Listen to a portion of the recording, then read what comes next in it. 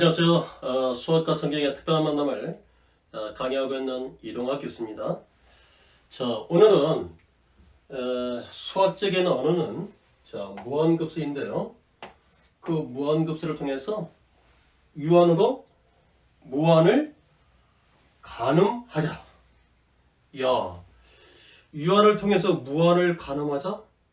그게 가능할까요? 수학에서 가능합니다. 자, 그래서 이 수학적인 내용을 통해서 성경에서 어떻게 말씀을 하는지, 그래서 수학과 성경의 특별한 만남, 그 만남의 세계로 여행을 떠날까요? 출발합시다. 무한급수라고 하는 것은 말 그대로 이게 합이거든요. 합의 대상들을 무한하게 그거를 더하자. 그래서 이것을 각각의 수의 항이라고 하거든요. 그래서 첫째 항, 두 번째 항 n항까지의 요것을 우리는 뭐라고 부르냐면 이것을 부분합이라고 부르거든요. 그런데 플러스 점점점 내가 지금 계속해서 여기에 끝나는 것이 아니라 계속해서 더하겠다는 거예요. 그래서 이게 무한급수가 되는 거예요. 그래서 이것을 수학적 기호로 나타내면 시그마라고 하는 것은 그리스 언어로서 이게 지금으로부터 이게 어디에 해당되냐면 썸에 해당되는 이게 문자입니다. 그래서 그 시그마를 갖다가 여기서 n이 1부터 무한대까지 an이라고 하는 것은 어떤 뜻이냐면 이 n의 자리가 n부터 1, 2, 3, 4 무한대까지 여기다가 대입해서 그 값들을 이 시그마는 더하자 그런 언어인 거예요. 그런데 아니 지금 이 문제가 여기까지는 우리가 알고 있는 값들인 거예요. 근데 여기는 지금 이렇게 점점점 찍는다는 말은 모른다는 거죠. 그럼에도 불구하고 요구의 계산의 결과를 얘기할 수 있는 언어가 무한급수예요. 뭘로? 수렴과 발산이라고 하는 수렴과 발산은 두 가지로요. 수렴이라고 한다는 말은 무슨 말이냐면 이 결과를 어떤 일정한 값 하나로만 딱 얘기할 수 있는, 그리고 그 이외의 나머지를 전부 다가 발산, 그러니까 일정한 값을 얘기할 수 없음 이렇게 얘기할 수 있어요. 오직 한 일정한 값으로 딱 얘기할 수 있는 것을 우리가 수렴한다. 다시 말해 수렴한다는 말은 그 값들이 하나로 일정 값으로 모아진다 그 말이에요. 그리고 그런 경우가 아닐 때는 우리는 그런 경우가 아니다. 뭐라고 얘기할 수 있는 그런 결과를 알지 못하겠다. 그럼 그런 것들을 전부 다 발산이라고 하는 겁니다. 마치 우리의 삶의 끝자리에 대하여 내가 명확히 알고 있는 거하고 알지 못하는 거, 오늘을 그것을 어떻게? 수학적 언어 삼아서 무한급수의 결과를 어떻게 된다고요? 수렴과 발산이라고 하는 것을 내가 수렴한다는 말은 결과를 명확히 하는 어떤 일정 값이다. 발산이라고 하는 것은 명확히 일정 값을 얘기할 수 없는 그런 결과다. 그렇다면 히브리서 9장 27절을 보면은 한 번 죽는 것은 사람에게 정해진 것이요 이것은 바로 누구나 죽는다. 그래서 개인적인 종말을 만든다는 것이죠. 그런데 반드시 그 후에는 심판이 있다. 개인적인 종말과 더불어 세상의 종말을 얘기하면서 누구나 주님이 재림하실 때 그때가 세상의 종말이라고 하는데 우리는 개인적인 종말, 누구나 개인적인 종말이 있고 누구나 죽는다는 것이고요. 개인의 종말과 바로 주님이 다시 오실 때 세상의 종말이라고 하는데 그때는 반드시 하나님 앞에서 심판을 받는다. 그렇다면 그 심판의 결과가 도대체 내가 모른다, 확신한다, 지금 이 이야기를 하자는 겁니다. 하나님께 주시는 그 믿음을 내가 온전히, 다시요, 내가 믿는 믿음이 아니라 하나님께서 주시는 그 믿음을 내가 온전히 소유할 때만 믿음은 바라는 것도 실상이요 보이지 않는 증거라고 했기 때문에 그 하나님 주시는 선물로 주시는 믿음을 온전히 소유하는 자에 한해서만 이후에 대한 심판에 대해서 이렇게 확신할 수 있더라 이 말이에요.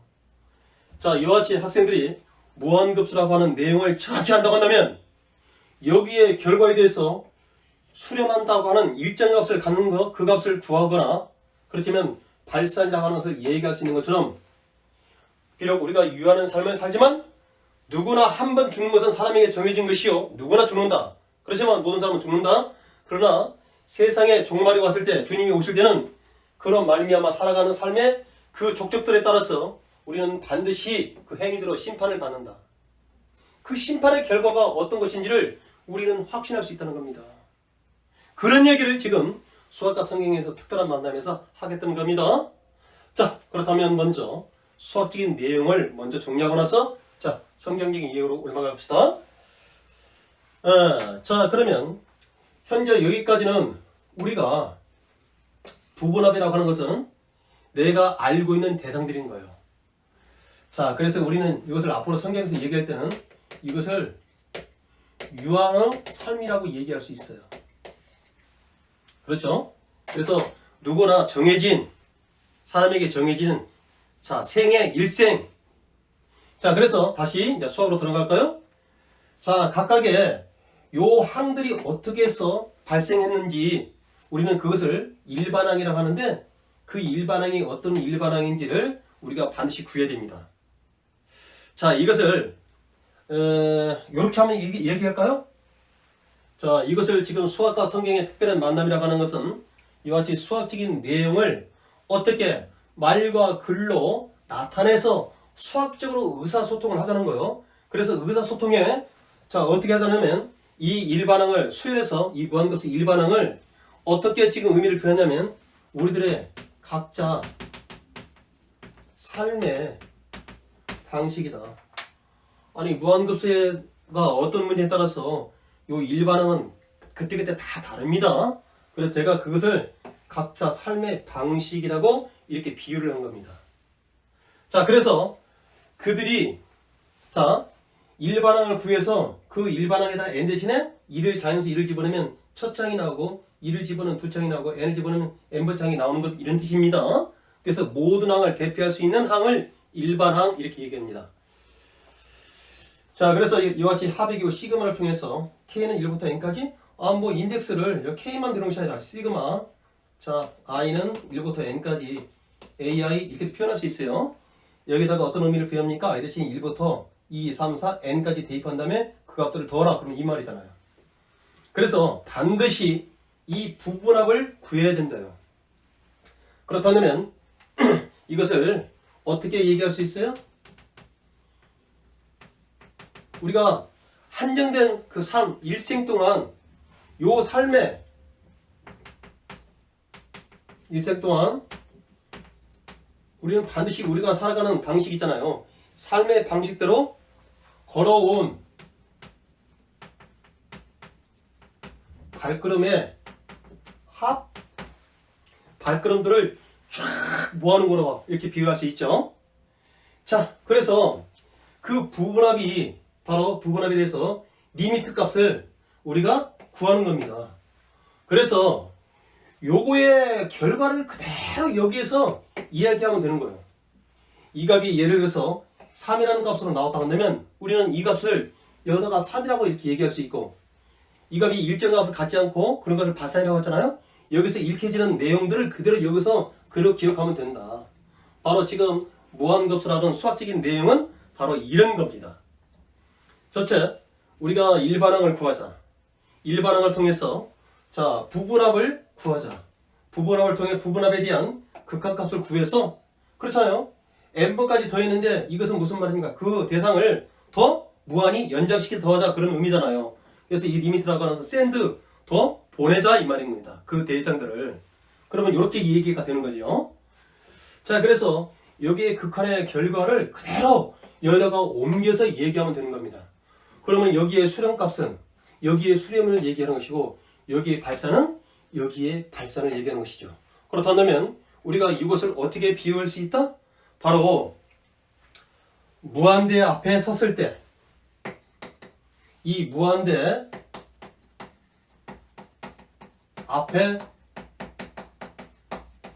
섰을 때 우리는 어떻게 그동안 살아온 삶의 형태에 따라서 그 백보자 앞에 기록된 책들이 기록되에 따라서 심판하시는 그 심판에 의한 결과 섰을 때 바로 심판의 결과가 어떻게 될 것이냐. 지금 오늘 강의는 성경의 말씀은 요 물음표가 아니라 요것을 확신할 수 있더라. 요것을 지금 이끌기 위해서 자 성경과 수학의 수학과 성경의 특별한 만남이라고 하는 성경 영역으로 넘어가겠습니다. 자 그래서 히브리서 9장 27절에 보니까 자 누구나 죽는다. 다시 말하면 그것은 개인적인 종말. 그래서 우리는 죽음이라고 하는 것은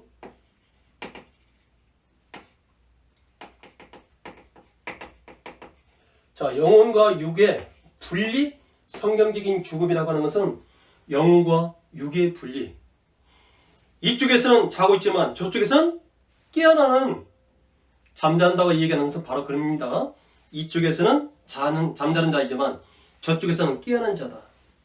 그래서 바로 영과 육의 분리가 죽음이다. 그래서 일정한 삶 속에 이것이 분리되지 않게 결합된 상태가 되다가 어느 한 정해진 그 기간이 지나면 이게 분리가 되고 육은 땅으로 영혼은 주신 하나님께 돌아가는 것이다. 이게 바로 죽음이라는 거예요.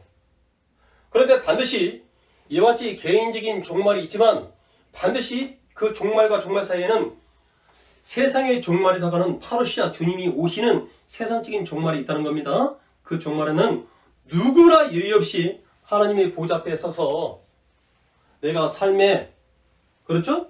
요거에 대한 무한대 앞에 서서 바로 그 말입니다.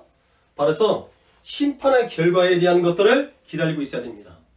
그렇지만 오늘 강의 내용은 유하는 속을 살고 있지만 우리가 여기에 결과를 분명하게 일정 값으로 얘기할 수 있는 우리라는 것을, 그래서 네가 믿음의 여정을 확신을 가지고 걸어가라.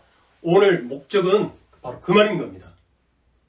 그 확신, 도대체 누가 준 확신인가를 한번 또 얘기해 보자고요. 자, 그래서 누구나 반드시 죽지만 그 후에는 어떻게 해요?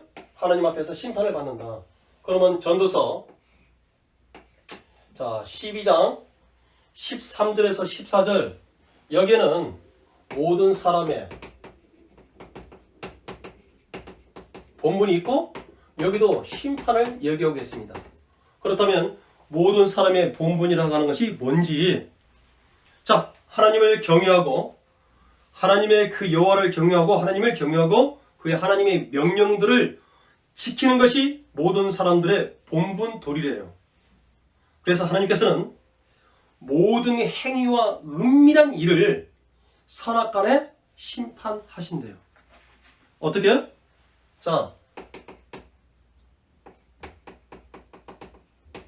그러면 선은 뭐이고 악은 뭡니까?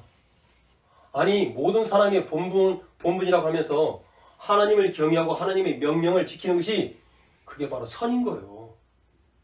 그래서 하나님을 경외하고 하나님의 명령들을 지키는 삶을 사는 자, 이게 바로 선인 겁니다. 그 이외에는 악인 거예요.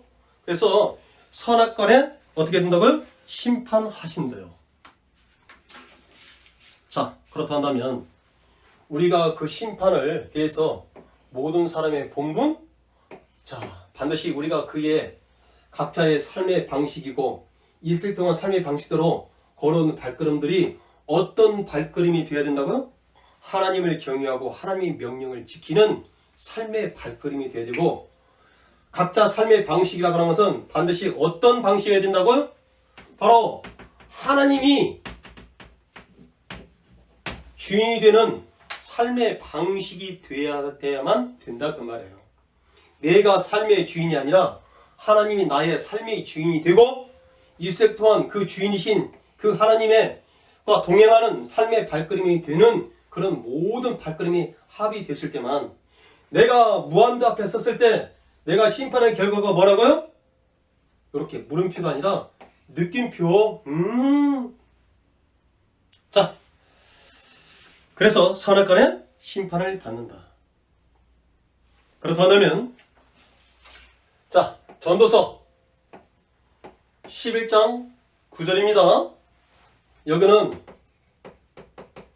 자, 젊은 이에게 주는 교훈. 자, 지금 자라나는 청소년 청년들, 아니 우리의 나이에 과하지 말고 우리 또한 신앙의 젊은이 아니겠습니까? 자, 젊은이에게 주는 하나님의 메시지가 있습니다. 자, 전도서 11장 9절입니다. 청년들이여, 내 어린 때를 즐거워하며 내 청년의 날들을 마음에 기뻐하여 마음에 원하는 길들과 내 눈에 보이는 대로 행하라. 그러니까 젊음을 만끽하라는 것이죠. 젊음의 에너지를 발산하라는 것이죠. 그런데 한 가지, 그러나 하나님은 이 모든 일로 말미암아 너희를 심판할 줄 알라. 젊은이에게도 뭐가 있다고요? 너희들이 원하는 바대로 젊음을 자, 마음껏 발산하라. 그렇지만 그 발산에는 반드시 어떻게 발산했는지에 대한 하나님의 준엄한 심판이 있다. 역시 우리가 살아온 일생 동안의 삶의 방식 속에서 이 자리를 알지 못하더라도 우리가 주님이 오시는 날 내가 어떻게 이렇게 기록될지를, 그렇죠? 너희들이 알고 너희들이 그 젊음의 에너지를 발산하더라도 이 결과를 주시하면서 발산하라. 그렇다 한다면 젊음을 함부로 발산하지 않고, 그렇죠? 온전한 발산을 하게 된다, 그 말입니다. 그래서 너희들의 젊은의 어린 때, 청년 때 그 불타는 에너지를 발산하라. 그러나 그것을 바르게 발산하라. 바로 그 말인 겁니다. 그 발산에는 반드시 하나님이 어떻게 발산했는지 묶어서 그 발산대로 내가 그들을 너에게 보응하겠다는 겁니다. 심판하시겠답니다. 그래서 자, 시편 119편 또 9절을 보니까 청년이 무엇으로 그의 행실을 깨끗하게 할까? 그들을 하여금 행실의 깨끗함. 청년들이여, 너희들의 행실을 무엇으로 깨끗이 할 것인가? 잿물과 많은 비누를 사용해서 너희들이 깨끗이 할 수 있을까? 무화과나무 잎으로 치마를 엮어서 너희의 수치를 가릴 수 있을까? 이 말입니다.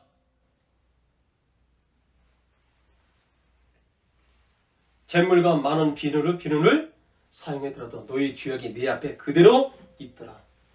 예레미야 2장 22절입니다. 자, 그래서 오직 주의 말씀을 지킬 것, 바로 너희들이 주의 말씀을 바르게 따를 때만 어떻게? 너의 행실이 깨끗하다. 자, 그런데 마지막으로, 자, 지금 여기는 각자의 삶의 방식대로 살아갔을 때 이 생각 삶의 방식대로 걸어온 발걸음들의 합의될 것이 있지만, 우리가 자, 죽음이라고 하는 것은 영혼과 육의 분리라겠죠? 그러나 각자의 개인적인 종말이 있지만 그 후에는 주님이 파로시아 오실 때는, 세상의 종말일 때는 우리가 반드시 하나님 배보자 앞에 서게 된다고 했죠? 그럴 때 바로 지금 계시록 20장 12절에는 그 하나님의 보좌 앞에 여기서 얘기했던 책들과 다른 책이 있다는 겁니다. 그러면 나의 삶의 방식대로 자, 걸어온 발걸음들이 어떻게 걸어왔는지 그것이 빼곡하게 기록된 책들에 기록되어 있대요. 그런데 다른 책이라고 하는 것은 생명책인 것이죠. 자, 그래서 그 행위에 따라서 책들에 기록된 대로 심판하시겠다는 거죠. 그래서 우리는 바로 그날에 생명의 심판을 할 때 어떻게? 우리는 전부 다 부활을 해야 됩니다. 그러나 생명의 부활로 부활하는 사람이 있고, 심판의 부활로 그 심판대 앞에 사는 사람이 있습니다. 그게 요한복음 5장 29절이죠. 자, 그렇다면 이렇게 전부 다 지금 오늘 말씀은 너희가 유하는 삶을 살 때 그 삶의 발걸음에 대하여 하나님이 물으시겠다는 겁니다. 일일이 그의 행위대로 어떻게? 자기 행위를 따라서 그들이 어떻게 살아온 발걸음인지 따라서 물으시고 책들에 기록된 대로 하나님께서 일일이 그의 발걸음들을 책들에 기록하신대요. 그 기록된 것을 대차저차비를 비교하셔서 심판을 하시겠다는 겁니다. 그렇다면 각자의 삶의 방식 속에서 하나님이 주인 되는 내 삶의 방식을 살아왔다고 한다면, 그래서 일생 동안 그 하나님과 동행하는 삶에서 하나님이 그 이끄시는 그 나를 견인하는 그 견인대로 내가 온전히 성령이 산다면, 성령같이 동행하는 이끄신 대로 내가 살아온 발걸음이 한다면, 우리들이 그 무한대 앞에 섰을 때 심판의 결과를 어떻게? 영원한 천국이라고 하는 그 삶을 확신하면서 내가 유한한 삶 속에 누리면서 그거를 바라보며 사는 발걸음이 아니냐? 오늘 지금 그 얘기예요. 자, 말씀을 매듭합니다. 자, 그래서 우리는 그 심판의 결과 우리가 영원한 구원을 오늘 맺는 말씀으로 전역합니다. 구원이라고 하는 것은 하나님께 속한 것이다. 자, 요나 2장 9절이죠. 그리고 히브리서 2장 10절을 보니까 예수 그리스도는 구원의 뭐라고요? 창시자돼요. 자, 히브리서 5장 9절을 보면 예수 그리스도는 영원한 구원의 근원이 되신대요. 그렇다고 한다면 하나님에 속한 것이요. 자, 그 다음에 구원의 창시자요. 영원한 구원의 근원이 되시는 그 하나님이 내 삶의 주인이 되게, 그 주인이 나를 이끄시는 삶을 살아온 발걸음을 한다면 내가 무한대 앞에 섰을 때 나의 심판의 결과는 뭐라고요? 영원한 천국에 이르는 그 결과지요. 자, 그랬으면 신실하신 하나님의 신실하심을 평생 동안 먹을 거로 삼는 나라고 한다면, 다시 읽겠습니다. 신실하신 하나님의 신실하심을 평생토록 삶의 먹을거리로 삼는 자, 전부 다 이 얘기를 하고 있는 거예요. 신실하신 그 하나님을 내가 평생토록 삶의 먹을거리로 삼는 자라고 한다면 삶의 끝자리를 물음표가 느낌표 확신할 수 있는 삶을 살 수 있다. 오늘 강의 내용은 바로 그것입니다. 유한으로 무한을 가늠하자. 구독과 좋아요를 꼭꼭 눌러주시고, 구독과 좋아요는 동영상을 제작하는데 저에게 많은 용기가 됩니다. 자, 수학과 성경 특별한 만남 동영상은 계속해서 올려지겠습니다. 오늘 여기서 강의를 마치겠습니다.